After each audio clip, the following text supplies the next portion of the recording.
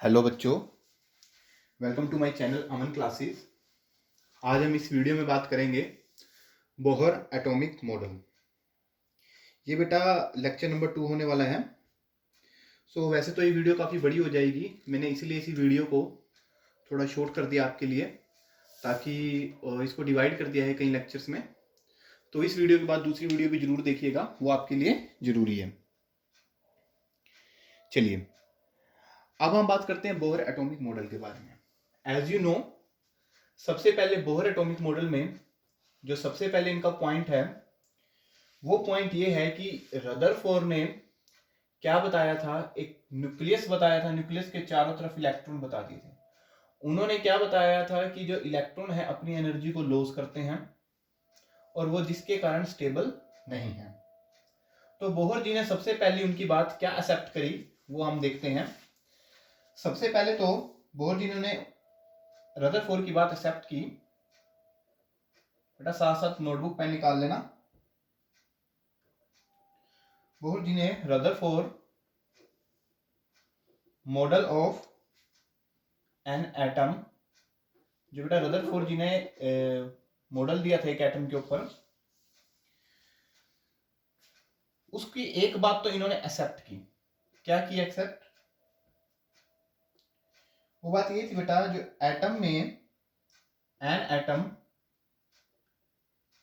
एक एटम में एक स्मॉल छोटा सा न्यूक्लियस होता है जिसमें क्या होते हैं positive charge. An atom has A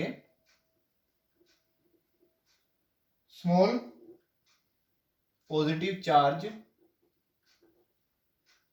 is known as nucleus. ये बात इन्होंने चुपचाप रदरफोर्ड जी की मान ली, ठीक है। बट जो बोहर जी ने रदरफोर्ड के अंदर कमी बताई वो ये बताई, वो रदरफोर्ड ने कहा था कि जो इलेक्ट्रॉन्स हैं वो स्टेबल नहीं है, मतलब जो उनकी मूवमेंट है वो स्टेबल नहीं है, स्टेशनरी नहीं है। और बट बोहर ने क्या बताया था? बोहर ने बताया जो इलेक्ट्रॉन है वो रिजॉल्व करते हैं अराउंड द न्यूक्लियस। पहली बात ये बता दी उन्होंने सेकंड पोस्टुलेट्स में अपने। और फिर उन्होंने बताया कि जो इलेक्ट्रॉन है, जो इनकी एनर्जी है वो एक सर्कुलर पाथ में होगी। बेटा ये सर्कुलर पाथ देख रहे हो ना, ये सर्कुलर पाथ में होगी। ये सर्कुलर पाथ में आप जो देख रहे हो ये इलेक्ट्रॉन ही न्यूक्लियस के चारों तरफ घूम रहे हैं। तो electron resolve around the nucleus with a definite fix energy, मतलब एक डेफिनेट फिक्स एनर्जी, एक फिक्स एनर्जी के साथ वो न्यूक्लियस के चारों तरफ स्टेशनरी क्या कर रहे हैं, मूव कर रहे हैं, नोन एज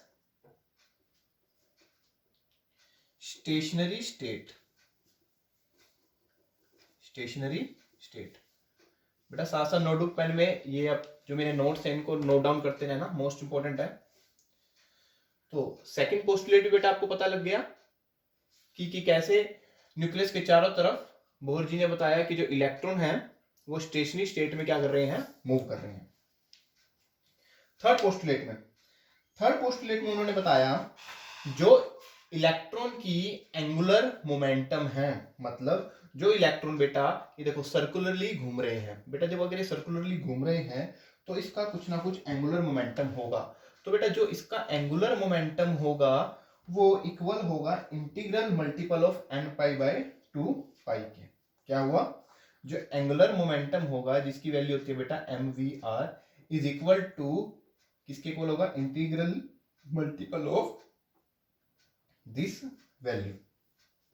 ठीक है बेटा, ये बात बता दी उन्होंने। तो इसका मतलब यहां पर m क्या है बेटा, मास है, v क्या है, वेलोसिटी है, और r क्या है, रेडियस। ठीक है। n बेटा हमारे पास यहां पर क्वांटम नंबर है। क्या नंबर है? क्वांटम नंबर, जिसकी वैल्यू 0 से लेके अप टू 100 होगी, 1 से लेके अप टू 100 होगी। ये बेटा थर्ड पोस्टुलेट था और एक इंपॉर्टेंट पोस्टुलेट है आने वाली आगे डेरिवेशन में। बेटा इसको अच्छे तरीके से इस फॉर्मूले को लर्न कर लेना, आपके लिए मोस्ट क्या है, इंपॉर्टेंट। क्लियर। इसके बाद बेटा आया फोर्थ पोस्टुलेट। फोर्थ पोस्टुलेट में इन्होंने बताया जो इलेक्ट्रॉन है, जो क्या है, इलेक्ट्रॉन है, वो एमिट करेंगे एक एनर्जी को। Electron emit the energy. देखो ध्यान से सुनना, बहुत ही इजी है। Electron emits the energy, emits the energy, अपनी एनर्जी को मिक्स करेंगे किस फॉर्म में बेटा, in the form of photons, in the form of photons. और इसको बेटा हम बोल सकते हैं रेडिएशन। क्या बोल सकते हैं बेटा, रेडिएशन। अब आप पूछोगे सर ये कैसे करेंगे, बिल्कुल बताते हैं आपको कैसे करेंगे।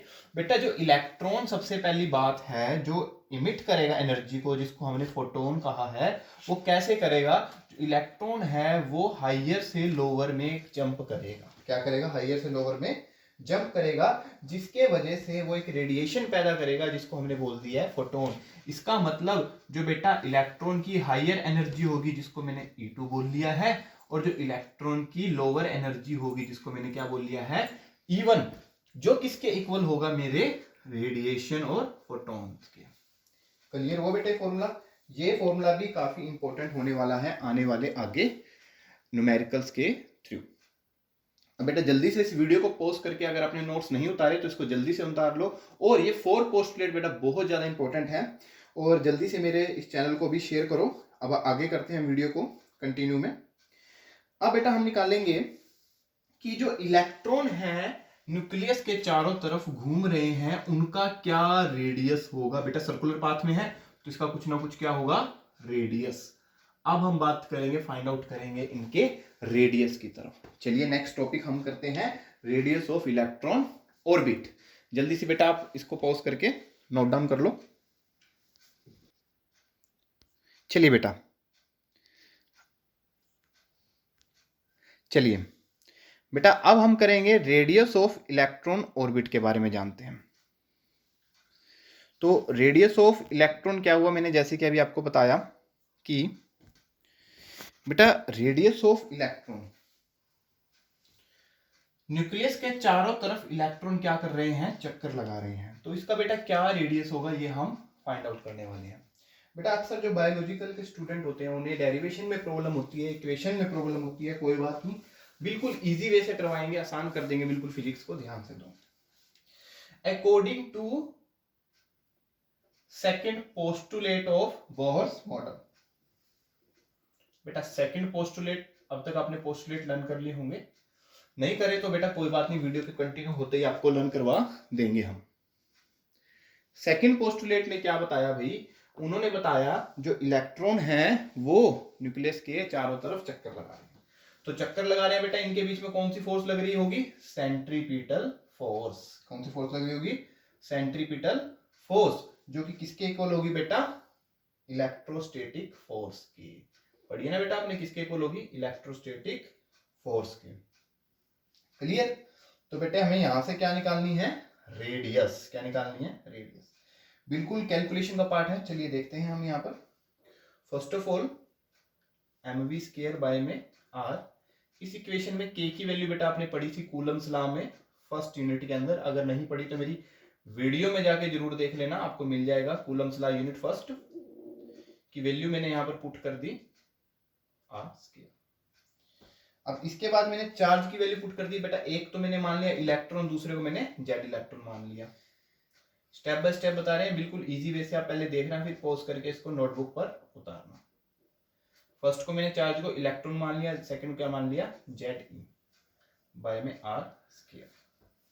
क्लियर बेटा, इतनी बात आ गई समझ में। अब बेटा मैं उठाता हूं from third postulate, from third postulate.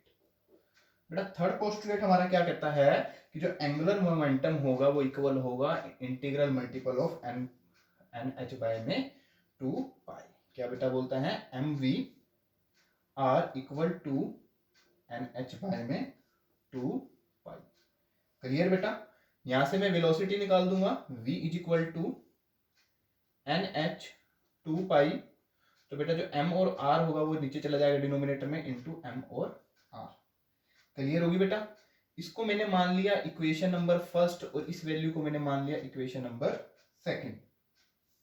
अब इक्वेशन नंबर 2 को मैं इक्वेशन नंबर फर्स्ट के अंदर बिल्कुल आसानी से क्या कर लूंगा, पुट कर लूंगा। इस इक्वेशन नंबर 2 को इक्वेशन नंबर फर्स्ट में पुट कर लूंगा। Put equation second in first, बिल्कुल इजी बेटा। कोई डाउट हो तो कमेंट करके बताइएगा और मैं नंबर लिख देता हूं आपको। इस नंबर पे अगर आपको कोई नोट्स चाहिए या कोई भी क्वेरी हो तो मुझे कॉल करके कांटेक्ट करके भी आप उसको क्लियर कर सकते हैं। चलिए पुट करते हैं बेटा n की वैल्यू को यहां पर इस तरफ। m ऐसे रहेगा बेटा, नीचे r भी ऐसे लिख लेते हैं। v की वैल्यू को पुट करेंगे तो बेटा यहां क्या आएगा, n square h square by में 4 pi m square r square which will equal to, बेटा ध्यान देना बिल्कुल इजी है। अब बेटा किसके इक्वल होगी ये वैल्यू, इधर देखो मेरे पास क्या थी वैल्यू, 1 बाय में 4 pi epsilon Z E square by में r स्क्वायर। ठीक है, हमें तो r की वैल्यू निकालनी है बेटा, बिल्कुल इजी वे से निकाल लेंगे। अब होगी हमारी कटिंग। कटिंग में बेटा एक शॉर्ट ट्रिक बता देता हूं आपको। इज इक्वल टू में ये दोनों है तो मैं इनको कर लेता हूं कट। चलो भी अपने घर गया। 4 इधर है बेटा, 4 इधर से चलो भी अपने घर गया। पाई इधर है, चलो भाई ये भी चले गए। ठीक है बेटा, और यहां पर देखो बेटा कुछ कट रहा है, m से ये वाला m कैंसिल आउट। r निकालना है बेटा, r को ले जाएंगे उस तरफ क्रॉस मल्टीप्लिकेशन करके, तो जिसके कारण जब हम उसको उधर लेके गए तो यहां पर वैल्यू ऐसी रहेगी n स्क्वायर h स्क्वायर, ऊपर चला जाएगा बेटा एप्सिलॉन नॉट और नीचे क्या रह जाएगी मेरे पास वैल्यू, पाई भी बेटा स्क्वायर था, एक पाई रह जाएगा और एक मेरे पास क्या रह जाएगा m। क्लियर हुई बेटा, हमारे पास क्या वैल्यू रह जाएगी अब हमारे पास, n square h square epsilon not pi m और ये ZE का स्क्वायर। बेटा ये वैल्यू भी मोस्ट इंपोर्टेंट होने वाली है एग्जाम पॉइंट ऑफ व्यू के अकॉर्डिंग, IIT JEE के अकॉर्डिंग, तो इसको भी थोड़ा अच्छे से और समझना, कैलकुलेशंस को समझना। चलिए हमने निकाली बेटा यहां से r की वैल्यू। अब मैं इस पूरी इक्वेशन को, जो मेरी इक्वेशन है, इस इक्वेशन को और ज्यादा आसान बनाने के लिए, जो मेरी इक्वेशन नंबर थर्ड बनी है, जो कि मैंने इक्वेशन नंबर क्या बनाई है इसको, थर्ड। क्लियर, अब इस इक्वेशन में मैं 4 पाई से मल्टीप्लाई करा लूंगा और 4 पाई से ही क्या करा लूंगा बेटा, डिवाइड। रेशनलाइजेशन बोल लो इसका मेथड, या ट्रिप बोल लो। न्यूमिनेटर को 4 पाई से मल्टीप्लाई करा लिया और 4 पाई से क्या करा दिया, divide. n square h square epsilon naught by में pi m ZE square. Clear बेटा, इतनी बात अच्छे तरीके से, ओके। सो अब हम यहाँ पर क्या देखते हैं बेटा, हम एक बात देखते हैं, k की वैल्यू, k की वैल्यू बेटा क्या होती थी, 1 बाय में 4 पाई एप्सिलॉन। अब अगर मैं इसका रेसिप्रोकल कर दूं 4 पाई में एप्सिलॉन नॉट, तो इसकी वैल्यू क्या आ जाएगी, 1 बाय में k। तो कुछ आपको वैल्यू ऐसे ही देखने को मिल रही है यहाँ पर 4 पाई और ये रही बेटा एप्सिलॉन। तो मैं इसकी जगह क्या कर लेता हूं, 1 बाय में k n square h square by में 4 pi square m ZE square. बेटा एक आपका ये सेकंड फॉर्मूला आ गया, ये भी क्या है, इंपॉर्टेंट। क्लियर होगी बेटा आपको अच्छे तरीके से बात, पॉज करके इसको नोट डाउन कर लो। अब इसके बाद हम आगे बढ़ेंगे इसके एग्जाम्पल से और इसकी वैल्यू से। अब यहां से बेटा हम रेडियस की वैल्यू निकाल लेते हैं। रेडियस की वैल्यू क्या होती है, चलिए बेटा बिल्कुल आसान है।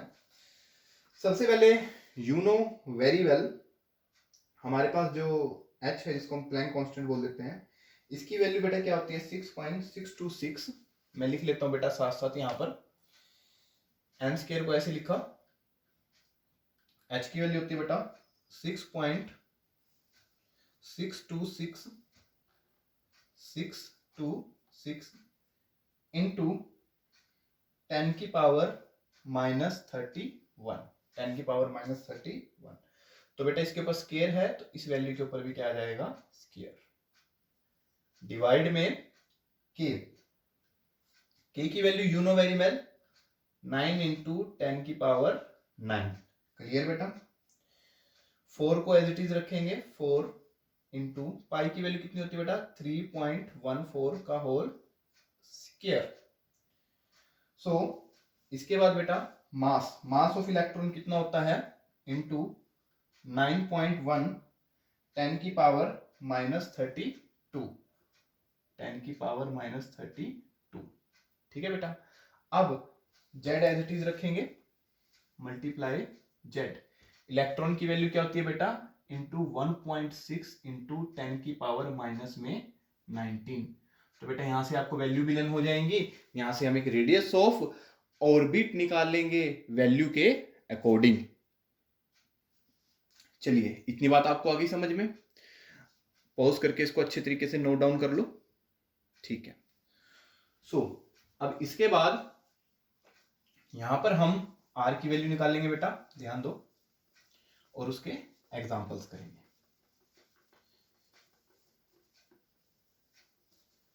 चलिए अब यहां को जब हम कैलकुलेशन करेंगे, या तो आप इस वैल्यू को डायरेक्टली लर्न कर लेना, अगर अदरवाइज सभी को मैं यही रिकमेंड करूंगा कि इस वैल्यू को सभी बच्चे अपनी नोटबुक पर सोल्व करेंगे, और जिनकी नहीं होती वो मुझे कमेंट सेक्शन में बताएंगे, व्हाट्सएप पे बताएंगे, मैं उनको सॉल्यूशन का और इजी मेथड बताऊंगा। इस कैलकुलेशन को आपको सोल्व करना है। तो सोल्व करके एट लास्टली मेरे पास रिजल्ट आ जाता है 0.529 एंगस्ट्रॉम, और क्या बेटा वेरिएबल था? एन स्क्वायर था, और नीचे क्या था? Z. Very very very important, very very important value. Clear? अब बेटा मैं लेता हूं एग्जांपल। ठीक है बेटा? एग्जांपल में यहां पर लेने वाला हूं मैं radius of hydrogen atom. Radius of hydrogen atom. चलिए तो बेटा रेडियस में मैं यहां पर कंडीशन लेता हूं। पहली कंडीशन क्या होगी? अगर मैं n को 1 मान लूं, अगर मैं n को 1 मान लूं और एंड z को भी मैं क्या मान लूं? 1। सो मेरे पास जो r की वैल्यू आएगी, r1 मान लिया मैंने उसको, फर्स्ट ऑर्बिट की जो रेडियस की वैल्यू आएगी वो क्या होगी बेटा? 0.529 एंगस्ट्रॉम। क्लियर? Okay, fix.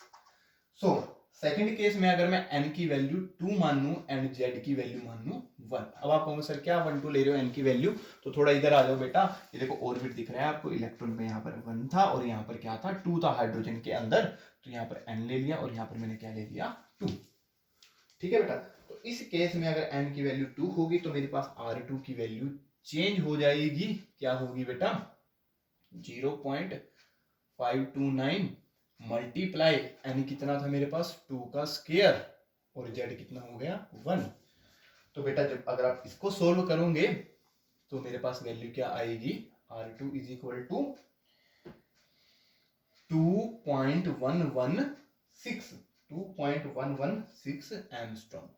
ये भी कैलकुलेशन नहीं हुई बेटा, मुझे कमेंट सेक्शन में बताना और आपको हम बताएंगे। सो एट लास्टली मुझे यहां पर क्या सिंबल मिलता है कि जो मेरे पास R की वैल्यू है वो किस रेशियो के अंदर काम कर रही है बेटा? रेशियो में अगर इन दोनों का निकाल लूं तो जो R1 होगा और बेटा जो रेशियो R2 होगा, जो रेशियो होगा R3, वो बेटा किसके इक्वल होगा हमारा? बताएगा कोई मुझे कमेंट सेक्शन में? 1:4:9। ये बात भी आपको हम पर्सनली बताएंगे, मुझे व्हाट्सएप करके पूछना कि सर कैसे आई। हिंट दे देता हूँ, ये भी कैलकुलेशन का पार्ट है बेटा। इसको और इसको जब रेशियो में लिखोगे तो 1:4 आएगी वैल्यू। तो ऐसे ही अप टू 100 हम वैल्यू लेते चलेंगे तो मेरा ये रेशियो की वैल्यू आ गई। सो बेटा आज की इस वीडियो में हमने पढ़ लिया बोहर एटॉमिक मॉडल के postulates and radius of electron orbit, और साथ ही मैंने डिस्कस किया लोअर हायर एनर्जी को, और कैसे लोअर हायर एनर्जी से मैंने रेडियस की वैल्यू निकाल दी। आने वाले नेक्स्ट वीडियो में मैं आपको बोहर के ही हाइड्रोजन एटम की वेलोसिटी स्पीड को फाइंड आउट करेंगे, और उसके बाद टोटल एनर्जी डिस्कस करेंगे, और उसके बाद हम करने वाले हैं फ्रीक्वेंसी ऑफ इलेक्ट्रॉन और कितना एनर्जी लॉस हुआ हाइड्रोजन एटम में। अगर वीडियो ज्यादा बड़ी हुई तो मैं उसको भी 2 पार्ट्स में स्प्लिट जरूर करूंगा। अभी की मैं वीडियो को इतना ही बता रहा हूँ बोहर एटॉमिक मॉडल को। अगर आपको अच्छी लगी हो तो इसको लाइक जरूर करिएगा और कमेंट जरूर करिएगा, और अगर आपको क्वेरी हो तो इस नंबर पे व्हाट्सएप करिएगा, एंड मेरे इस चैनल को शेयर करना ना भूलिए अपने फ्रेंड्स के साथ। Thank you so much.